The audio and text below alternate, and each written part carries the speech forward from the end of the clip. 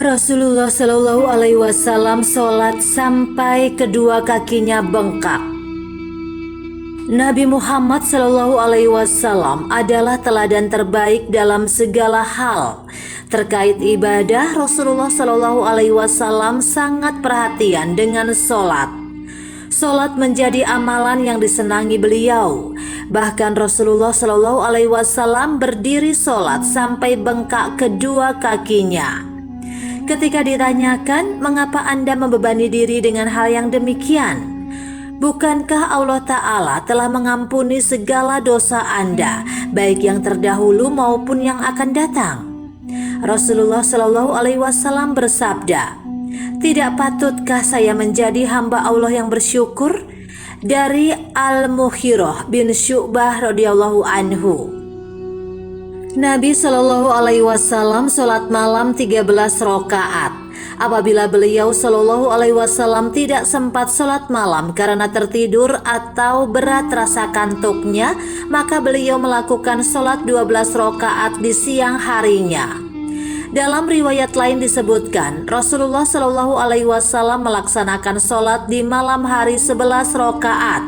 Beliau lakukan sholat witir ganjil 1 rakaat. Apabila beliau selesai sholat itu, beliau berbaring dengan lambung kanannya di sebelah bawah. Dari Sayyidah Aisyah radhiyallahu anha. Sayyidah Aisyah radhiyallahu anha juga berkata, sesungguhnya Nabi Shallallahu Alaihi Wasallam tidak wafat sampai kebanyakan sholatnya sholat sunnah dilaksanakan dalam keadaan duduk. Dari Ibnu Umar radhiyallahu anhu, aku pelihara amalan-amalan Rasulullah Shallallahu Alaihi Wasallam berupa sholat 8 rakaat, 2 rakaat sebelum sholat zuhur, 2 rakaat sesudahnya, 2 rakaat sesudah sholat maghrib, dan 2 rakaat sesudah sholat isya. Selanjutnya Ibnu Umar berkata, Hafsah menceritakan kepadaku perihal 2 rakaat sholat fajar, tapi aku tak pernah melihatnya dilakukan Rasulullah Shallallahu Alaihi Wasallam. Hafsah, istri Rasulullah Shallallahu Alaihi Wasallam, dan Ibnu Umar adalah kakak beradik. Keduanya adalah putra dan putri Umar bin Khattab radhiyallahu anhu. Rasulullah Shallallahu Alaihi Wasallam melakukan sholat fajar di rumahnya, maka Ibnu Umar tidak pernah melihatnya. Wudhu Rasulullah Shallallahu Alaihi Wasallam. Rasulullah Shallallahu Alaihi Wasallam keluar dari jamban, maka dihidangkan kepadanya makanan. Kemudian para sahabat berkata, apakah kami perlu menyediakan bagi Anda air wudhu? Beliau Shallallahu Alaihi Wasallam menjawab, sesungguhnya aku disuruh berwudu apabila aku akan melakukan sholat. Dari Ibnu Abbas radhiyallahu anhu. Dari Salman Al-Farizi radhiyallahu anhu, ku baca dalam Taurat bahwa berkah makanan itu karena berwudu sebelum makan dan berwudu sesudahnya.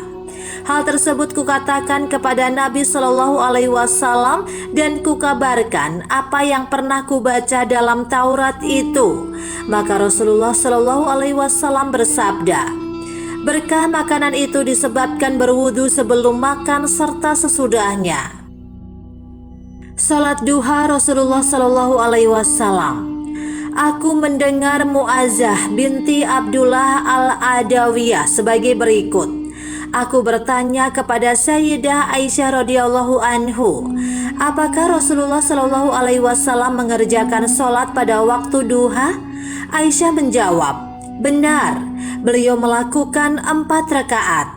Dan terkadang beliau menambah lagi sebanyak yang dikehendaki Allah Azza wa Jalla.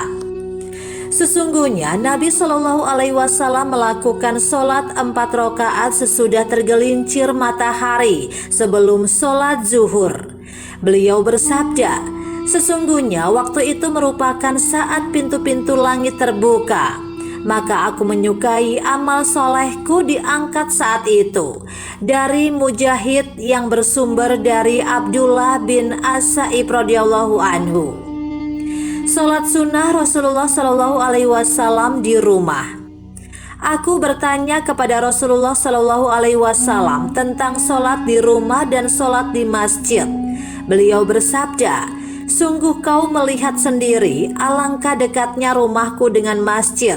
Sungguh aku lebih suka sholat di rumah daripada sholat di masjid, kecuali sholat fardu. Diriwayatkan oleh Abbas al-Anbari dari Abdurrahman bin Mahdi, dari Muawiyah bin Shalih, dari Al-A'la bin Harits, dari Haram bin Muawiyah yang bersumber dari pamannya Abdullah bin Sa'ad radhiyallahu anhu. Puasa sunnah Rasulullah Shallallahu alaihi wasallam. Aku melihat Rasulullah Shallallahu alaihi wasallam berpuasa selama 2 bulan berturut-turut, kecuali pada bulan Sya'ban dan Ramadan. Bersumber dari Ummu Salamah radhiyallahu anhu. Dalam riwayat lain, Rasulullah Shallallahu alaihi wasallam saum pada awal bulan selama 3 hari pada setiap bulan, dan jarang sekali beliau tidak berbuka pada hari Jumat. Nabi Shallallahu alaihi wasallam bersungguh-sungguh mengamalkan puasa hari Senin dan Kamis.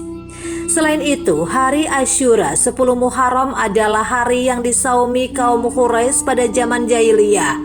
Rasulullah Shallallahu alaihi wasallam pun puasa pada hari itu. Manakala beliau tiba di Madinah, beliau puasa pada hari itu dan beliau perintahkan agar hari itu disaumi. Manakala bulan Ramadan diwajibkan untuk saum, maka puasa Ramadanlah yang menjadi kewajiban, dan beliau tinggalkan hari Asyura. Barang siapa ingin puasa silakan, dan barang siapa yang tidak mau puasa tinggalkanlah. Diriwayatkan oleh Harun bin Ishaq al-Hamzani, Abdah bin Sulaiman, dari Hisam bin Urwah, dari bapaknya yang bersumber dari Aisyah radhiyallahu anha. Cara Rasulullah Shallallahu alaihi wasallam membaca Al-Quran. Aku bertanya kepada Anas bin Malik radhiyallahu anhu, bagaimanakah bacaan Al-Quran Rasulullah Shallallahu alaihi wasallam? Dia menjawab, bermat, bertajwid. Diriwayatkan oleh Muhammad bin Bashar dari Wahab bin Jurair bin Hasim dari ayahnya yang bersumber dari Qatadah radhiyallahu anhu. Rasulullah Shallallahu alaihi wasallam memotong bacaannya pada setiap ayat. Beginilah cara membacanya. Alhamdulillahirabbil alamin. Kemudian beliau berhenti. Selanjutnya dibaca Ar-Rahmanir-Rahim. Kemudian beliau berhenti. Selanjutnya dibaca Maliki Yaumiddin, bersumber dari Ummu Salamah radhiyallahu anhu.